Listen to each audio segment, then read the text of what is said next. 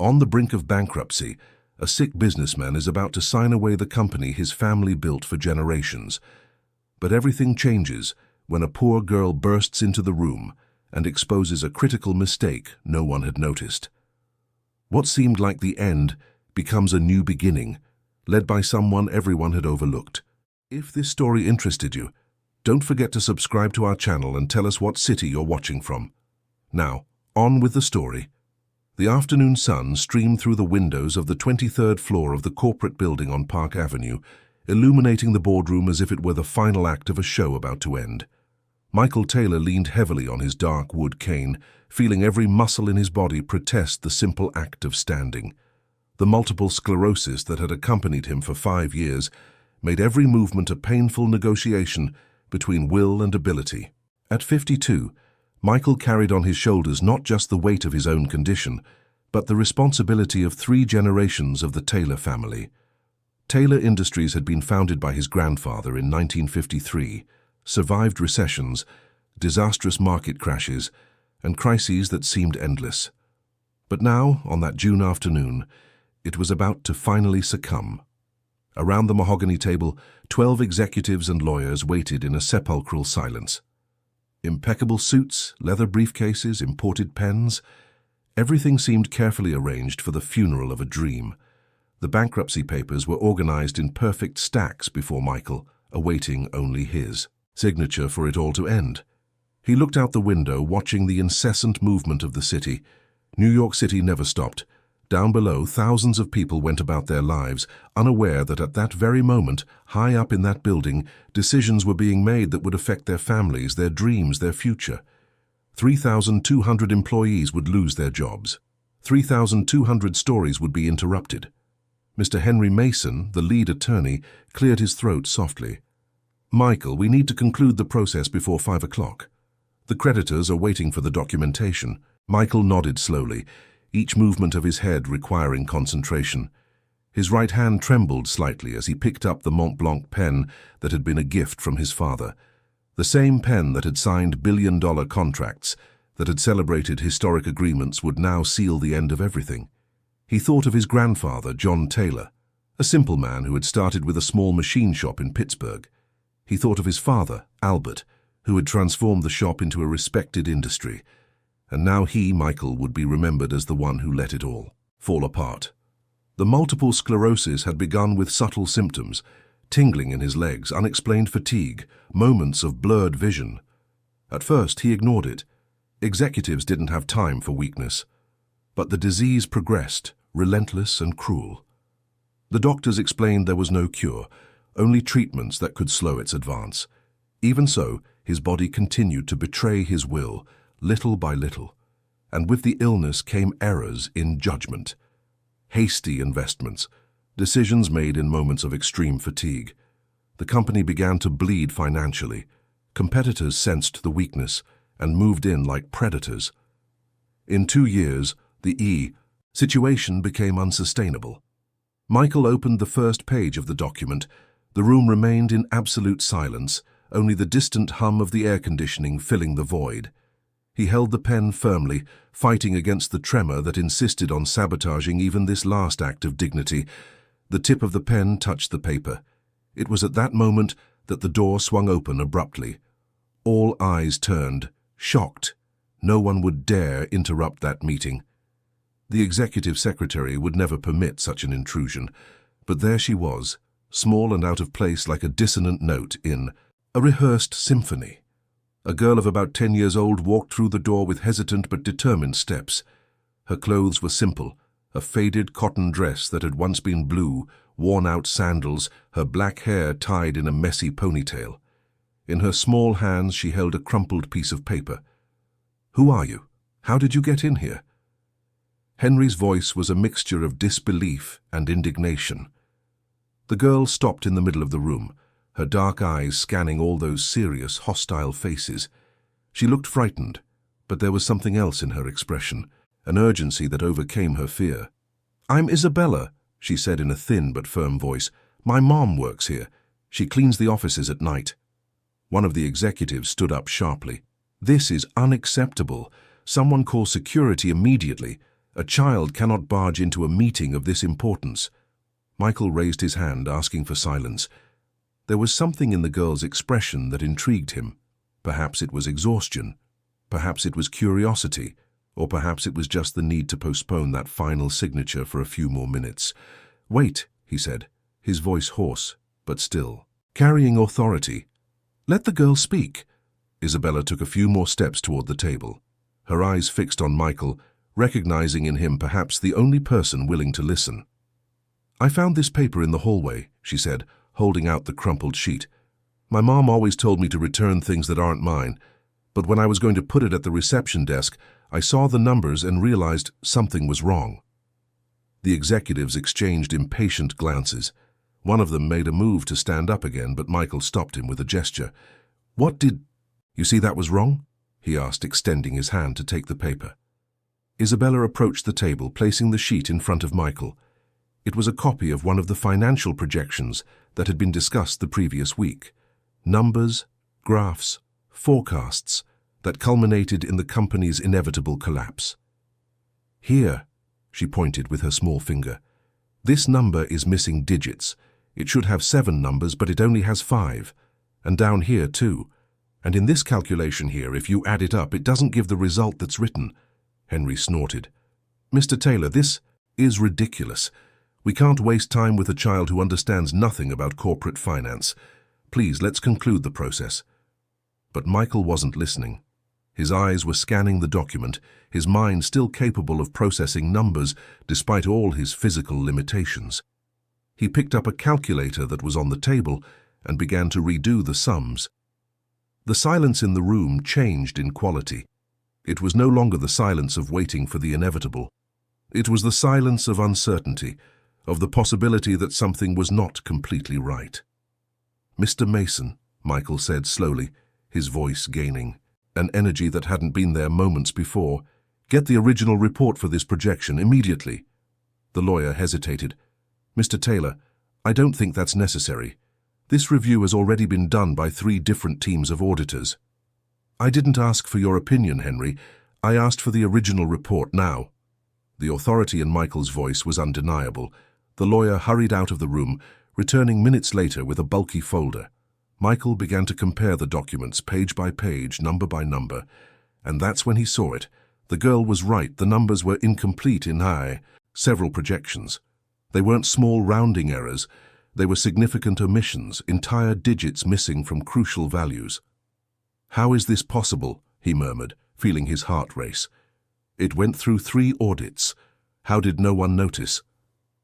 Charles Miller, the chief financial officer, approached the table, his face turning pale as he saw the compared documents. "Mr. Taylor, I personally supervised all these projections. I don't understand how this happened." Michael felt a wave of anger rise in his chest, but it was a different kind of anger, the anger of someone who has just realized they've been deceived, not by fate, but by incompetence or something worse. "We need to redo all the calculations," he said, his voice firm despite his trembling body. "All of them. Starting with the revenue projections from the last quarter. If these numbers were wrong, the entire scenario could be wrong." "Mr. Taylor, what are you suggesting?" Henry's voice carried disbelief. "I'm suggesting that maybe this isn't the end. I'm suggesting that a 10-year-old child just found errors that 3 teams of auditors missed. I'm suggesting that I almost signed the death warrant for this company based on incorrect data." The room erupted in simultaneous voices. Some executives defended continuing the bankruptcy process, arguing that even with corrections, the numbers wouldn't be significantly better. Others began to see the possibility of a turnaround, their voices filled with cautious hope. Michael rose with difficulty, leaning on his cane. "Silence!" His voice cut through the chaos. "We are suspending this process immediately. I want a full, independent audit of all the numbers from the last 18 months. I want to know exactly where the errors are and how much they represent in the overall picture." He looked at Isabella, who remained standing by the table, her eyes wide at the storm she had unleashed. "How did you notice these errors?" he asked gently. Isabella shrugged, a childish gesture that contrasted with the seriousness of the moment. "I like numbers. My teacher said I have a knack for math. When I saw the paper, I started looking at the numbers and they didn't make sense. It was like a piece of the puzzle was missing. Michael felt something stir in his chest, an emotion he hadn't felt in a long time. It was admiration mixed with hope, a dangerous combination for someone who had grown accustomed to defeat. "What is your mother's full name?" he asked. Nancy Smith. She's worked here for 7 years. She always says this is a good company, that they treat the employees well, and that she's afraid of losing her job because without it we wouldn't be able to pay the rent." The girl's words echoed in the room like a painful reminder of what was truly at stake. It wasn't just numbers on spreadsheets. It wasn't just stocks on exchanges. It was people like Nancy, working 2 shifts to support a daughter, living with the constant fear of instability. Michael turned to his personal assistant. "Paul, I want you to locate Mrs. Nancy Smith and bring her here immediately. And I want a room set aside for Miss Isabella to wait comfortably. Get her something to eat and drink." As Isabella was gently led out of the boardroom, Michael sat down again, ignoring the pain that shot through his legs. He looked at the documents scattered on the table, at the tense faces of the executives, at the pen still in his hand. "Gentlemen," he said, his voice filled with a determination he thought he had lost, "it seems it's not time to give up just yet. We have work to do." The afternoon turned into night as the team worked frantically. Auditors were hastily summoned, spreadsheets were reviewed line by line, and with each passing hour, the truth became clearer and more disturbing. The errors were not accidental. Someone had systematically manipulated the numbers, making the situation seem much worse than it really was. The company was in trouble, yes, but it wasn't terminal. With the proper corrections, there were possible paths to recovery. Around 11 at night, Charles Miller entered Michael's office, his face pale and his eyes red. "Mr. Taylor, I need to tell you something. My assistant, Richard Fields, confessed that he was the one who altered the numbers. He was being blackmailed by a competitor who promised him a better position if the company went bankrupt." Michael closed his eyes, feeling a mixture of relief and anger. The relief of knowing the company wasn't truly doomed. The anger of realizing the betrayal came from within, from someone they trusted. "Where is he now?" "We've already called the police. He will be held criminally responsible. Mr. Taylor, I take full responsibility for not supervising my team properly. I offer my resignation." Michael opened his eyes, studying the man before him. Charles had worked at the company for 15 years. He was competent, dedicated, and clearly devastated by what had happened under his supervision. "Your resignation is not accepted, Charles. You're going to stay and you're going to help me fix this mess. But first, you're going to help me find a way to properly thank a 10-year-old girl who saved this company." Charles nodded, tears streaming freely down his face. When Michael finally left the office, it was well past 2 in the morning. His body was exhausted, each step an agony, but his mind was clearer than it had been in months. He had a company to save and a debt of gratitude that could never be fully repaid. The next day, he called an emergency meeting with all managers and directors. The news of the bankruptcy suspension had spread quickly, bringing a wave of relief and hope among the employees. But Michael knew it wasn't enough just to correct the numbers. The company had come so close to the abyss for reasons that went beyond sabotage. There was a problematic culture, a structure that allowed important voices to be ignored, that saw people only as numbers on a spreadsheet. "Today begins a new era for Taylor Industries," he announced, his voice firm despite his weak body. "And it begins with a lesson in humility that we all need to learn." A child, the daughter of a cleaning staff member, saw what 3 teams of auditors could not see. She had the courage to speak up when all of us were ready to give up. He paused, looking at the faces around the room. "From this day forward, every employee in this company, no matter their title or position, will have a voice. We will create direct channels of communication. We will listen to suggestions, criticisms, ideas. Because if there's one thing I learned yesterday, it's that intelligence and insight have no relation to titles or salaries." In the days that followed, changes began to happen. Abusive working hours were reduced. Quality of life programs were implemented. A scholarship fund was created, with Isabella being the first beneficiary.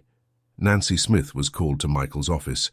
The 42-year-old woman entered nervously, fearing her daughter had caused trouble. But what she found was a grateful man offering her a better position in the company, with a decent salary and opportunities for growth. "Mr. Taylor, I don't know what to say," Nancy murmured, tears streaming down her face. "My Isabella has always been special with numbers, but I never imagined she could do something like this." Michael smiled, a genuine smile that hadn't appeared on his face in a long time. "Your daughter saved 3,200 families, Mrs. Smith, including mine. The least I can do is ensure she has every opportunity her talent deserves." And so, while New York City continued its frantic pace down, below on the 23rd floor of the Park Avenue building, a story of redemption began to unfold. A story about how hope can come from the most unexpected places, about how humility can be a leader's greatest strength, and about how a single voice, no matter how small, can change the destiny of thousands. 3 years had passed since that dramatic afternoon in the boardroom, and Taylor Industries was a transformed company. The hallways that once echoed only with the sound of hurried footsteps and tense conversations now carried something different, an energy that Michael recognized as genuine hope. Isabella Smith had become a constant presence in the Park Avenue building, no longer as the frightened girl who had crashed a meeting, but as a brilliant student whose talent blossomed with each passing day. At 13, she was already taking advanced mathematics courses in a special program funded by the company's scholarship fund. Michael watched her development with a mixture of pride and admiration that he himself couldn't fully explain. Perhaps it was because she represented something he thought he had lost, the possibility of a better future. Or perhaps it was simply because, in those years of knowing each other, a genuine bond had formed between the debilitated businessman and the girl who had saved his legacy. The multiple sclerosis continued its relentless advance. Michael now used the cane permanently, and there were days when even walking from the parking garage to the elevator was a painful challenge. But his mind remained sharp, and his determination to make the company a better place had become almost a personal mission. One September morning, Michael was in his office reviewing reports when Isabella entered, carrying a stack of books and her battered laptop. She had a habit of doing her homework.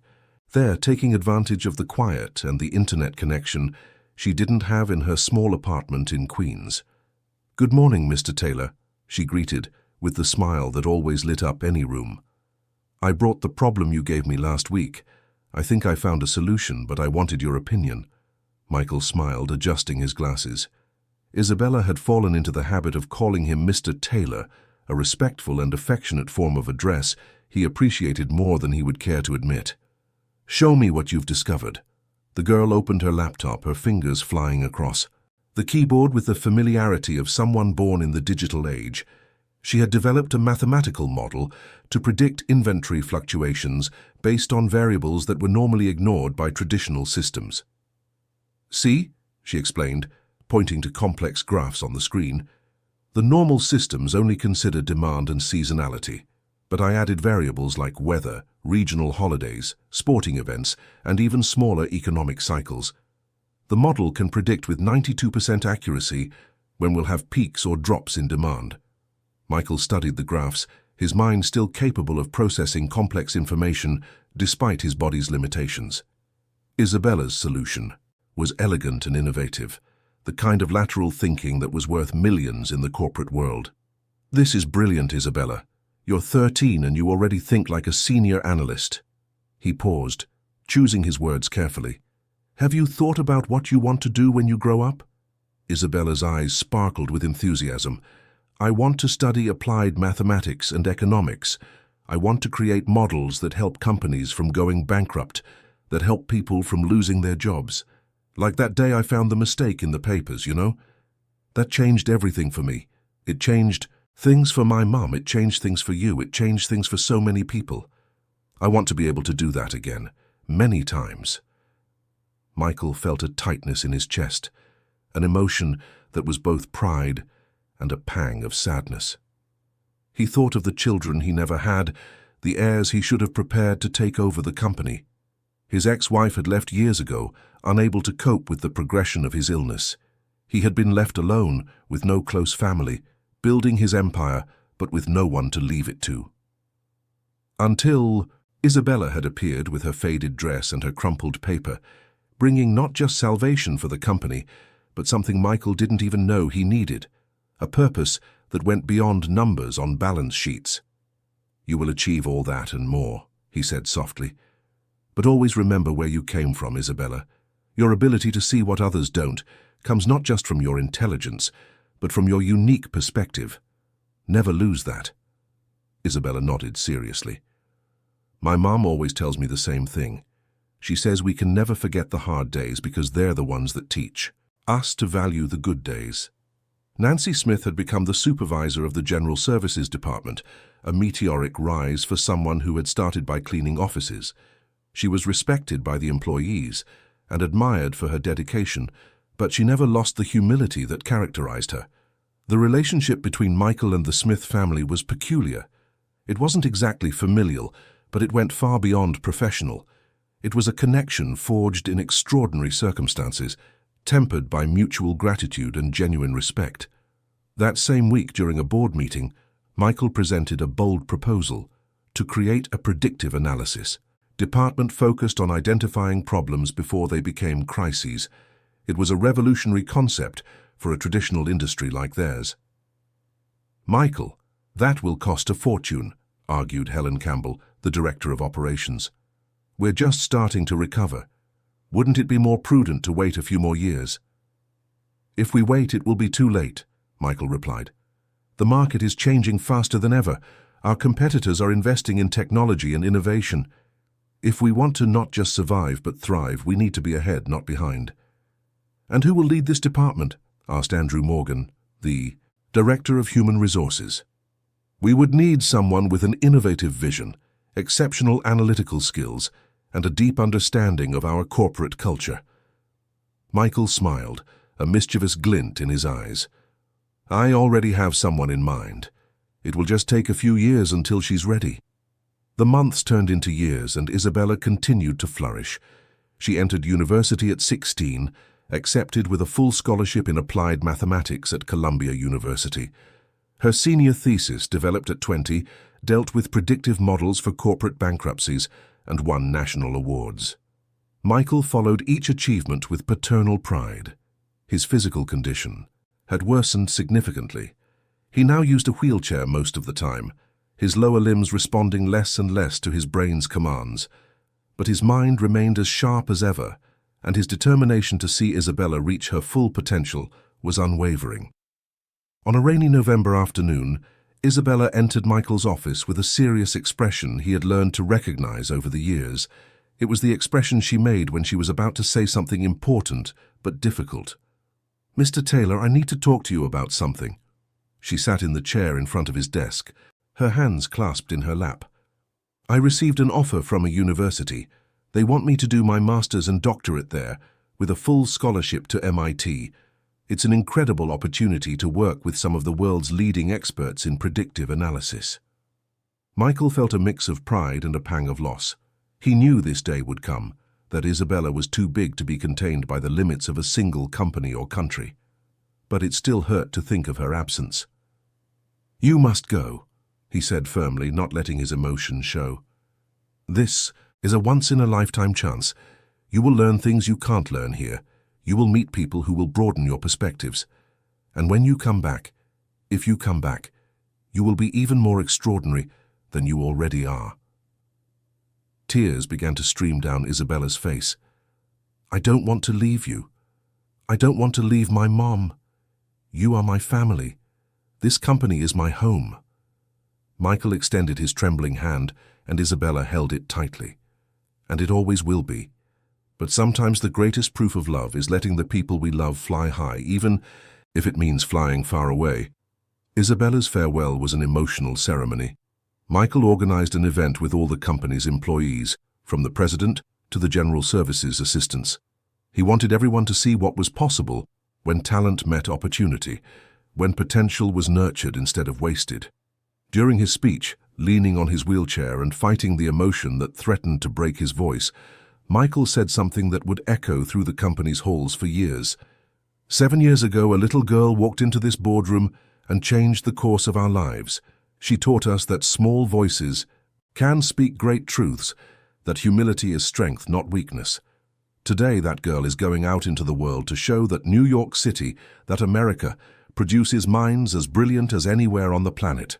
And when she returns, and I know she will return, this company will be here, waiting to give her the tools to change not just our destiny, but the destiny of many other companies and families. Isabella left on a grey January morning. Michael didn't go to the airport. His physical limitations made long trips increasingly difficult. But he watched from his office window, imagining the plane taking off, carrying away the person who had become the daughter he never had. The years that followed were of continuous change for both Michael and Taylor Industries. The company continued to implement the reforms that had begun after the near collapse. The corporate culture was now a benchmark in the industry, cited in business articles and academic studies as an example of successful transformation. But Michael felt the weight of the years and the disease. There were moments when thinking was difficult, when the fatigue was so overwhelming that he could barely keep his eyes open. Doctors were clear. The progression of multiple sclerosis was inevitable. All they could do was make the process more comfortable. Isabella kept in regular contact, weekly emails, monthly video conferences, cards on special dates. She told him about her research, about the increasingly sophisticated models she was developing, about the discoveries she was making. Michael listened to everything attentively, asking intelligent questions, offering real-world business perspectives that complemented the academic theory she was studying. In the 4th year of her absence, Isabella defended her doctoral dissertation. The work was revolutionary, a mathematical model capable of predicting corporate bankruptcies up to 18 months in advance, based on hundreds of interconnected variables. The thesis won international awards and was published in the most prestigious academic journals. Michael watched the defense via video conference, his heart overflowing with pride as he saw the young woman Isabella had become present her findings, with confidence and eloquence. She was 24, with a doctorate from an elite university, and job offers from companies all over the world. But when the ceremony ended and they were alone on the video call, Isabella asked the question Michael had been both expecting and dreading. "Mr. Taylor, is the offer still on the table to create that predictive analysis department?" Michael smiled, despite the pain he felt just to keep his head up. "The offer never left the table, Isabella. I built this department waiting for you. It's been empty for 4 years, waiting for the only person capable of leading it properly. Then I accept I'm coming home." Tears streamed freely down Michael's face. "Welcome back, Dr. Smith. Welcome back." The news of Isabella's return spread quickly through the company. Many of the employees still remembered her as the little girl who had saved their jobs. Others, newer, knew only the legend. But everyone was eager to see what she would do. Isabella arrived on an April morning, bringing with her not just her degrees and publications, but a clear vision of what she wanted to build. The Department of Predictive Analysis and Risk Management would be more than just a sector of the company. It would be a model of how to use technology and advanced mathematics to create stability in a world of uncertainty. The first meeting between Isabella and Michael after her return was charged with emotion. He was visibly more frail, his wheelchair now motorized, his voice weaker, his hands trembling constantly. But his eyes still shone with the same intelligence and determination. "You came back," he said simply, as if he still couldn't quite believe it. "I promised I would," Isabella replied, kneeling beside the chair to be at his eye level. "And promises are sacred. You taught me that." In the months that followed, Isabella built her department from scratch. She recruited a team of brilliant young analysts, implemented state-of-the-art systems, and developed proprietary algorithms based on her academic research. The department began to produce reports that predicted problems before they manifested, identified opportunities others missed, and offered insights that changed entire strategies. Michael watched everything from his office, now adapted to his special needs. He no longer participated in daily meetings, but Isabella made a point of visiting him regularly, sharing discoveries, asking for advice, or simply talking about life. In one of these conversations, Michael told her something she would never forget. "Isabella, Do you know what my greatest pride is? It's not saving this company. It's not transforming our corporate culture. My greatest pride is having had the wisdom to listen to a 10-year-old girl when everyone else wanted to send her away. Sometimes the most revolutionary act a leader can perform is to simply stop and listen. And it was this lesson of humility that echoed through the halls of Taylor Industries, transforming not just processes and numbers, but the very essence of what it meant to lead with purpose and compassion. 2 years after her return to the United States, Isabella had established the Predictive Analysis Department as one of the most respected operations within Taylor Industries. Her reports were eagerly awaited by the board, and her forecasts had proven to be consistently accurate. The company had avoided 3 potential crises thanks to her system's early warnings. But that autumn, the algorithms began to detect troubling patterns on a much larger scale than anything Isabella had ever seen. These were not signs of isolated problems. It was something systemic, something that threatened not just Taylor Industries but the entire American industrial sector. On a cold May morning, Isabella entered Michael's office with a stack of reports and a grave expression he knew well. It was the same expression she had worn as a child when she pointed out the fatal errors in those documents. Michael was in his motorized chair by the window, watching the city below. In recent months, his condition had worsened significantly. There were days when speaking was difficult, when the fatigue was so profound he could barely process information. But that morning, his eyes were alert. "Mr. Taylor, I need to show you something urgent," Isabella began, spreading charts over the adapted table. "The system is detecting signs of a massive financial crisis. It's not just here, it's global. And it's going to hit the industrial sector with full force in about 8 months. Michael turned his chair to get closer, his eyes scanning. "The data.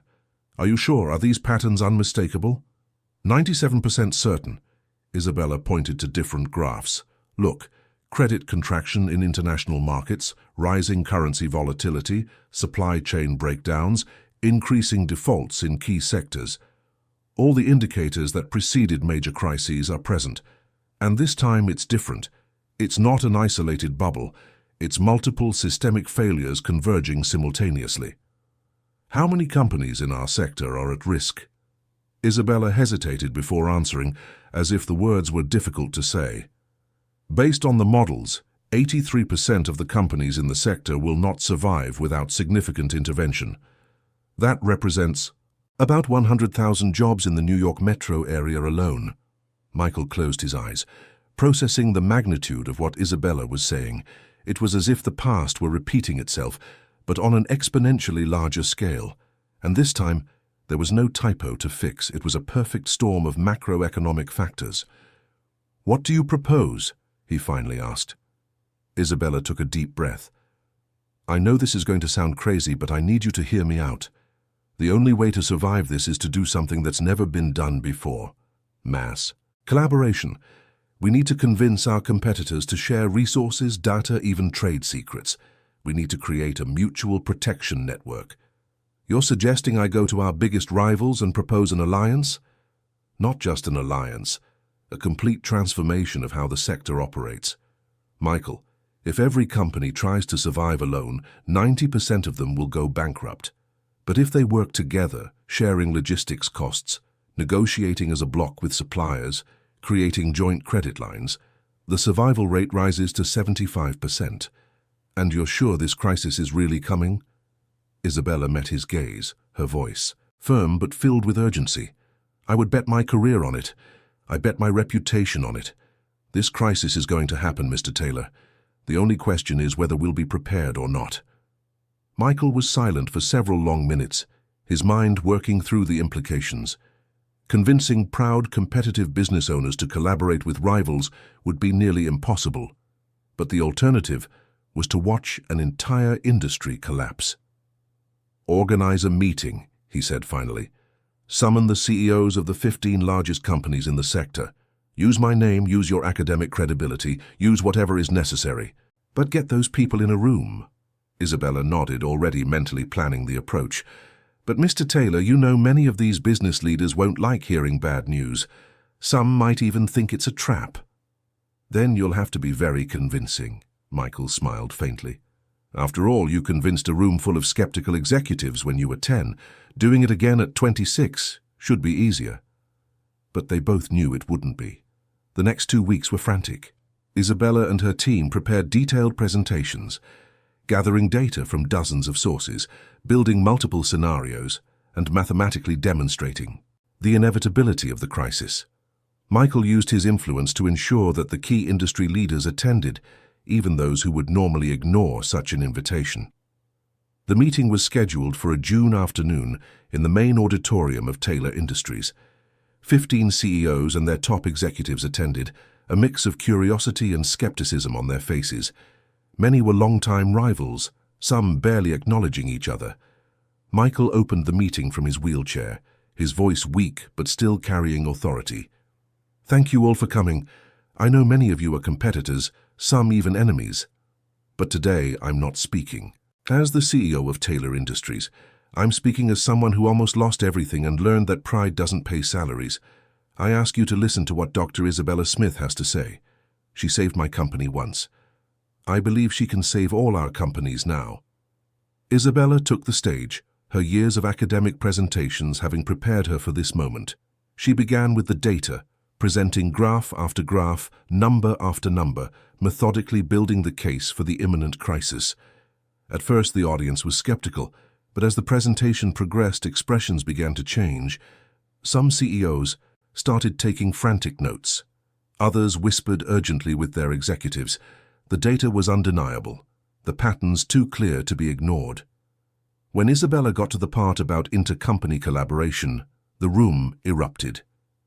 "Are you suggesting we share proprietary information with our competitors?" Frank Anderson, CEO of Anderson Metallurgy, his voice filled with indignation. "That's absurd." "What's absurd," Isabella replied calmly, "is thinking you'll survive a crisis of this magnitude alone.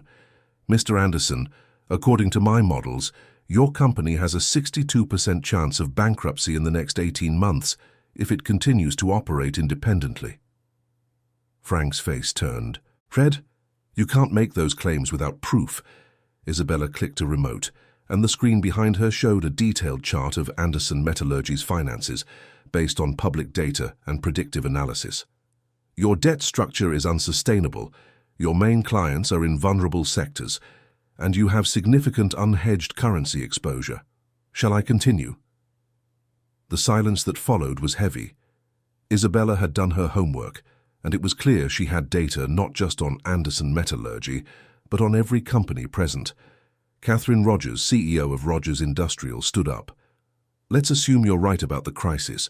Why should we believe that collaboration is the answer? Historically, in times of crisis, the strong survive and the weak disappear. Why should we sacrifice our competitive advantage?" Isabella turned to Catherine, her voice gaining intensity. "Because this time there won't be strong or weak, Mrs. Rogers. There will only be survivors or victims, and the line between the two will be determined not by size or competitive advantage, but by the ability to adapt. The companies that understand that temporary cooperation is better than permanent collapse will survive. Those that don't will join the statistics." She moved to the next slide, showing comparative scenarios. Scenario A, each company operates independently. Survival rate 8 to 12%. Estimated job losses 97,000. Scenario B, coordinated collaboration among industry companies. Survival rate 70 to 80%. Number of jobs saved approximately 85,000. The numbers don't lie. Robert Mitchell, one of the oldest and most respected businessmen in the sector, rose slowly. "Dr. Smith, I've known Michael for 30 years. We've been through crises before. What makes you think this one is different?" Isabella took a deep breath before answering. "Mr. Mitchell, with all due respect, you've never seen anything like this. This crisis is different because it is simultaneously a credit crisis, a supply crisis, a currency crisis, and a demand crisis. It's like 4 storms converging at the same time. Companies that survived previous crises will fail because their resilience models were built to handle one problem at a time, not 4 simultaneously." The meeting stretched on for more than 4 hours. heated debates, technical arguments, practical and philosophical objections. But gradually, as Isabella answered every concern with solid data and analysis, skepticism began to give way to serious consideration. It was Michael who finally brought clarity to the chaos. He asked for the floor, and his motorized chair moved to the center of the room. All eyes turned to him, this man who had once been an industry giant and was now physically diminished, but mentally as sharp as ever. "Ladies and gentlemen," he began, his voice weak but firm, "I have been where you are now. 7 years ago, I was about to sign the bankruptcy papers for my company, my family's company. I was sure there was no alternative, that the end was inevitable. And then a 10-year-old girl showed me I was wrong." He paused, letting the words sink in. "That girl is now the doctor standing before you. She is not here to deceive or manipulate you. She is here because she sees what's coming and wants to save not just companies, but the families who depend on them. I bet my legacy on listening to a child. Can you not bet the future of your businesses on listening to an expert?" The silence that followed was different. It was the silence of reflection, not resistance. Frank Anderson was the first to speak. "What exactly are you proposing, Dr. Smith?"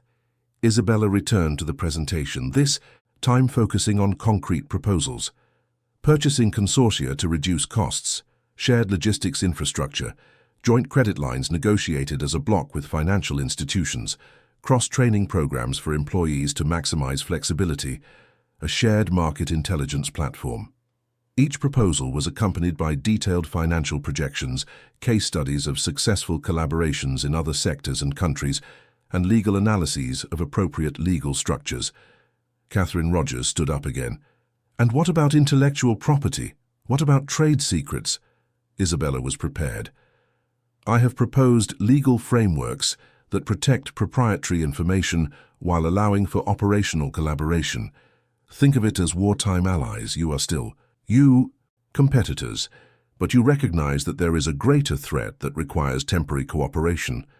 The meeting ended without definitive decisions, but with commitments to consider the proposals. Isabella set a 2-week deadline for responses, making it clear that time was of the essence. In the days that followed, Michael and Isabella received calls from several CEOs wanting more information, more data, more assurances. Isabella worked tirelessly, her team operating in extended shifts to answer every question, to refine every proposal. It was Catherine Rogers who finally broke the impasse. She called a press conference and announced that Rogers Industrial was committed to the Sectoral Collaboration Initiative. Within 48 hours, 5 other companies had joined. Within a week, 13 of the 15 companies present at the original meeting were on board. The real work was just beginning. Isabella coordinated committees to implement every aspect of the collaboration. Lawyers worked on complex agreements. Logistics experts redesigned routes and warehouse sharing. CFOs negotiated unprecedented credit lines with banks. And then, exactly 8 months after Isabella's presentation, the crisis hit. It was as she had predicted, but worse. Currency markets collapsed. Supply chains broke. Credit dried up completely. Companies around the world began to fail in alarming numbers. But the companies that had joined the sectoral collaboration proposed by Isabella were prepared. They shared resources when some suppliers went bankrupt. They negotiated as a bloc when banks tried to cut off credit. They redistributed orders when some customers disappeared. It wasn't perfect. 2 of the participating companies still failed, unable to overcome their own structural weaknesses. But the other 11 survived, some even thriving by finding opportunities in the crisis. 6 months after the crisis began, studies started to show the real numbers. In the American industrial sector, companies that participated in the collaboration initiative had a survival rate of 85%. Companies that refused or were not included had a survival rate of just 9%. Isabella had saved not only thousands of jobs, but a significant part of the country's industrial base. Her approach was studied in business schools, replicated in other sectors, and cited in debates on economic policy. But for Isabella, the true measure of success came on a quiet afternoon when she visited Michael in his office. He was more fragile than ever, his speech slower, his movements almost non-existent, but his eyes shone with pride as he looked at her. "You did what seemed impossible," he said softly. "You turned competitors into allies. You saved an entire sector." Isabella held his trembling hand. "I only did what you taught me. I listened to the numbers, I saw what others didn't. And I had the courage to speak the truth even when no one wanted to hear it. I learned all of that from you, Mr. Taylor." He smiled, a tired but genuine smile. "Then I taught well, and now the whole world knows what I always knew. That the 10-year-old girl who crashed my meeting was extraordinary, and that small voices, when speaking great truths, can change the destiny of thousands." 23 years had passed since that afternoon, when a girl in a faded dress had stormed into a boardroom and changed the course of so many lives. The Taylor Industries building on Park Avenue had been renovated, modernized, but it kept in its main lobby a permanent reminder of that day. A golden frame containing a child's drawing of a building surrounded by smiling people, made by a girl who would one day be internationally recognized as a pioneer in corporate predictive analysis. Isabella Smith, at 33, had become a global reference in her field. Her predictive analysis model had been adopted by companies in over 40 countries. She had published 3 books, given lectures at major world economic forums, and received awards that filled the walls of her office. But none of that mattered as much as the invitation she had organized for that September morning. It was a special meeting, one she had been planning for months. Everyone involved in that story of transformation and redemption had been invited. Some were now retired executives, others still active but marked by time. Each carried their own memories of that day that had divided their lives into before and after. Michael Taylor had turned 75. The multiple sclerosis had finally confined him permanently to his wheelchair, and in recent years it had also affected his ability to speak. But his eyes, those eyes that had seen empires nearly crumble and be rebuilt, still shone with intelligence and awareness. He was accompanied by 2 health aides, but had insisted on attending. Nancy Smith, Isabella's mother, now 65 and recently retired as Director of Corporate Services, arrived early.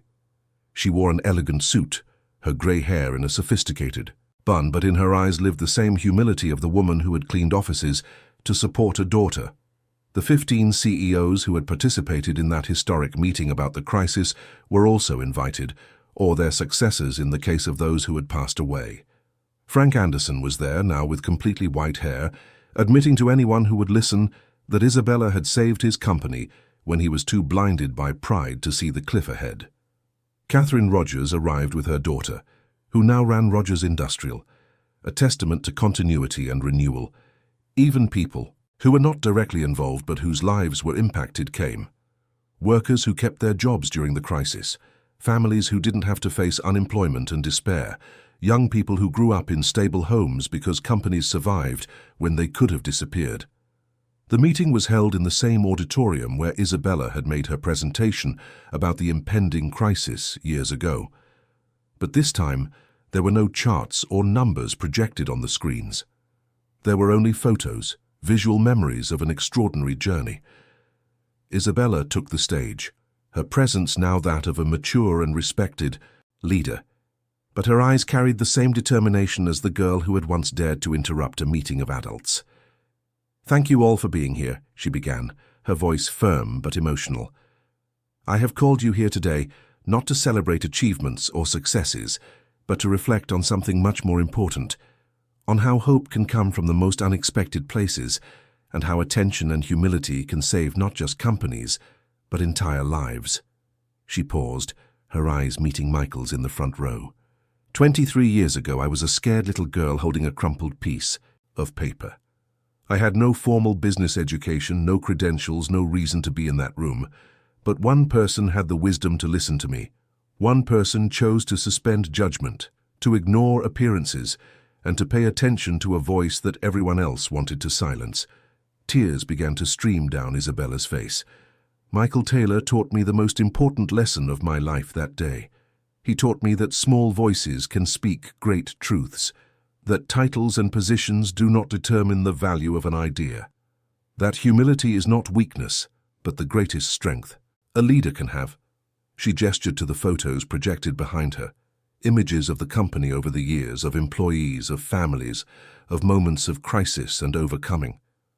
But he taught me more than that. He showed me that a company is not just numbers on a balance sheet. It's people, it's families, it's dreams and hopes, it's children who need parents with jobs, it's retirees who need secure pensions, it's communities that depend on stability. Isabella turned to the audience, her voice gaining intensity. When I organized that meeting about the approaching crisis, many of you thought I was exaggerating. Some thought it was the arrogance of a young academic. Others suspected ulterior motives. But you listened. You suspended your skepticism long enough to consider the data, and by doing so, you saved 85,000 jobs. Frank Anderson stood up, his voice strong despite his age. Dr. Smith, I need to say something. On the day of your presentation, I was ready to walk out of the room. I was offended that you exposed my company's problems publicly. But then I looked at Mr. Taylor and I saw something in his eyes that made me stop. I saw that he believed in you completely, without reservation. And I thought, if this man who has seen everything in this industry trusts this young woman so much, maybe I should at least listen. He paused, emotional. You were right about everything. My company would have failed. 300 families would have lost everything. But because I chose to swallow my pride and listen, today Anderson Metallurgy employs 500 people and is stronger than ever. I owe that to you, but especially to Mr. Taylor's example of humility. Catherine Rogers stood up next. I also need to speak. When you challenged us to collaborate with our competitors, my first reaction was anger. How dare you suggest we share our secrets with rivals? But then I realized you weren't asking us to abandon our identity. You were asking us to recognize a simple truth. In times of crisis, temporary cooperation is better than permanent extinction. She looked around the room. How many of us would still be here if we had acted alone? How many of our employees would still have jobs? The answer is clear, very few. Dr. Smith's courage to propose the unthinkable saved our entire industry. One by one, others stood up to share their stories. A production manager spoke of how reducing abusive work hours allowed him to watch his children grow up. A supervisor shared how the new culture of listening to all voices encouraged her to propose improvements that increased efficiency by 20%. A young analyst told how Isabella's example inspired him to pursue his own potential, despite coming from humble beginnings. Nancy Smith finally asked for the floor, her voice soft but filled with emotion. I want to speak not as a retired executive, but as a mother. When my daughter was 10, I worked 2 shifts to pay the rent on a small apartment. I dreamed that she could study, have opportunities, be more than I was. But they were just dreams, abstract hopes. She looked at Isabella, tears streaming freely. Then that day happened. My daughter, with her stubbornness and her honesty, went where she wasn't invited and spoke when she should have been quiet. And instead of being thrown out, she was heard. Instead of being punished for her audacity, she was rewarded for her truth. Nancy turned to Michael. Mr. Taylor, you changed not only my daughter's life, but the future of my entire family. You showed us that a person with power can use that power to uplift, not to oppress, to listen, not to silence, to build, not to destroy. The silence that followed was profound, a silence of reflection and gratitude. Isabella returned to the stage, holding something rolled up in her hands. Today, she said, her voice almost a whisper, I want to do something I've planned for a long time. She unrolled the paper, revealing the original drawing she had made at 10, the drawing of the building with smiling people. This drawing has been framed in the company lobby for 23 years, but today I would like to personally give it to the person who made it possible for all these people to truly smile. She stepped down from the stage and walked to Michael. She knelt beside his wheelchair, her eyes meeting his. Mr. Taylor, this drawing represents my childhood dream that this building would be a happy place. You made that dream a reality. You taught me that attention saves, that small voices matter, that hope can come from where no one expects, and most importantly, you loved me like a father when I needed guidance, believed in me when others doubted, and gave me wings to fly, knowing I would always have a place to return to. Michael raised his trembling hand, gently touching Isabella's face. His eyes were full of tears, but also of a deep and unconditional pride. He couldn't speak easily, but he didn't need to. Everything he felt was expressed in that look. Isabella placed the drawing in his hands, closing her own hands over his. "You saved me, Mr. Taylor. Not just that day, but every day since. You showed me that true leadership is not about power, it's about serving. It's not about having all the answers. It's about asking the right questions and listening to the right answers, wherever they may come from." She stood up, returning to the stage one last time. "When I started working with predictive analysis," she continued, "people always asked me what the secret was to predicting crises and problems before they happened. And the answer was always simple: attention. Paying attention to the details others ignore, listening to the faint signals before they become loud alarms, giving voice to the data that is silenced by the noise." She paused significantly. "But there is another equally important lesson I learned. Math and algorithms can predict numbers, but they cannot predict the power of people deciding to be better. They cannot measure the strength of communities choosing to collaborate instead of compete. They cannot calculate the impact of a leader deciding to listen instead of command." Isabella looked around the room at all those faces representing a 2-decade journey. "Mr. Taylor's legacy is not just in the companies we saved or the jobs we preserved. It is in the culture he built, where anyone, no matter how small or unlikely, can be heard, where mistakes are opportunities for learning, not reasons for punishment, where humility is valued more than arrogance, and compassion is seen as strength, not weakness." The meeting extended for more hours, with people sharing stories, reconnecting, reflecting on the extraordinary journey they had all shared.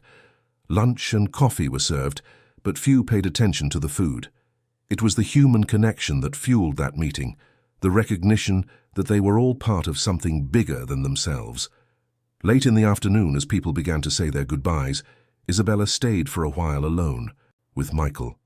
She held his hand, observing the man who had been a giant in his industry and who was now physically diminished but spiritually immense. "Thank you," she whispered. "Thank you for listening to me when I was too small to be noticed. Thank you for believing when I had no credentials to be taken seriously. Thank you for loving me when I needed a father. Thank you for teaching me that true strength comes from humility." Michael smiled, that tired but genuine smile. With great effort, he managed to articulate a few slow but clear words. "You saved me first." And it was true. That day, so many years ago, Isabella hadn't just saved a company. She had saved a man who was on the verge of giving up on everything he had built. She had given him not just a second chance, but a renewed purpose, a reason to keep fighting against the disease that consumed his body, but never his determination.